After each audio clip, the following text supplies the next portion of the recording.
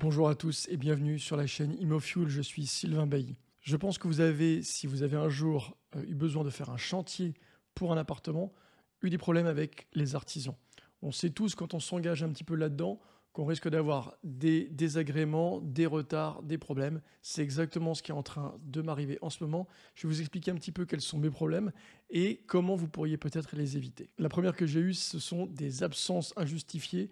Alors ça, on connaît, on nous dit l'artisan travaille toute la semaine prochaine et en fait, il est pas là de la semaine ou il est là une demi-journée pour faire genre il avance un petit peu. Donc j'ai eu le cas forcément pour cet été, juillet, août, on m'a dit que le chantier allait pouvoir augmenter, avancer comme d'habitude. Évidemment, il y a la moitié des artisans qui n'étaient pas là. Et du coup, certains artisans bloquent d'autres parce qu'ils ne peuvent pas commencer tant que l'autre n'a pas fini. Donc qu'est-ce qui se passe? Eh bien oui, du coup, le chantier en août a été quasiment à l'arrêt. Donc après, on se dit, forcément, septembre, ça va reprendre, sauf que finalement, ça reprend peut-être pas aussi vite que prévu parce qu'il a déjà d'autres chantiers.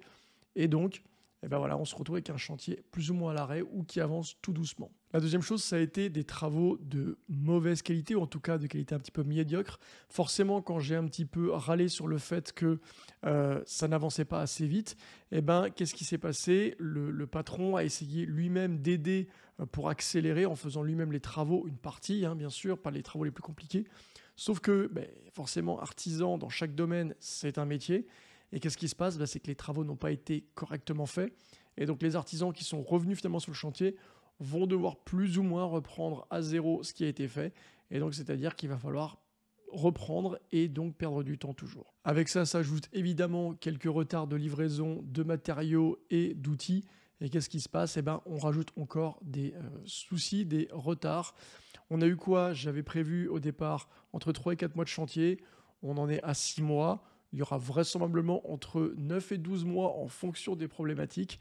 Maintenant, je m'y suis fait, mais ce n'est pas pour autant que je ne me bats pas pour accélérer ce chantier. Donc, les conséquences primaires, c'est quoi? C'est que moi, j'ai fait un différé de paiement.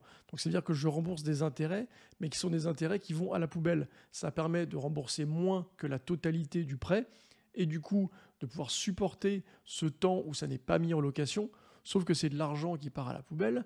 Et au début, 3-4 mois, c'est acceptable, mais si on part sur un an où on met de l'argent à la poubelle, ça devient très compliqué.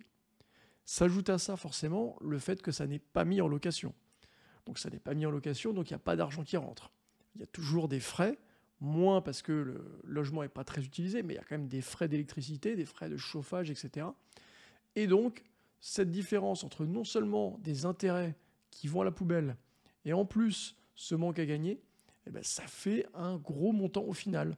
Et donc sur 3, 4, 5 mois de retard, ça fait qu'au final, vous aviez choisi une boîte parce qu'elle était un peu moins chère, plus qualitative, mais moins chère, etc. Elle n'est plus du tout compétitive en fait. Finalement, ces retards ont fait en sorte que l'autre boîte aurait été finalement, sans retard, plus avantageuse financièrement. Donc, quelles sont les solutions envisagées? Écoutez, il n'y en a pas 50 000. La solution la plus simple, c'est de continuer à être présent sur le chantier. C'est de venir tous les jours, d'inspecter tout ce qui ne va pas, de demander des comptes rendus, de demander ce qui va être fait la semaine suivante avec des échéanciers et d'essayer d'être au plus près du chantier. Il n'y a pas grand-chose d'autre à faire, si ce n'est être précis et taper un petit peu du poing sur la table pour que ça avance. Donc, en gros, qu'est-ce que ça m'a fait apprendre? Ça m'a fait apprendre qu'il faut en amont vérifier et donner un échéancier. Un échéancier avec potentiellement, pourquoi pas, des pénalités si on dépasse cet échéancier. Il faut qu'il y ait une ligne claire. Quand on est parti sur le projet, comme tout semblait partir et aller sur des roulettes, on n'a pas mis d'échéancier. On s'est dit, tiens, pour l'été, ça sera probablement fini ou quasiment fini.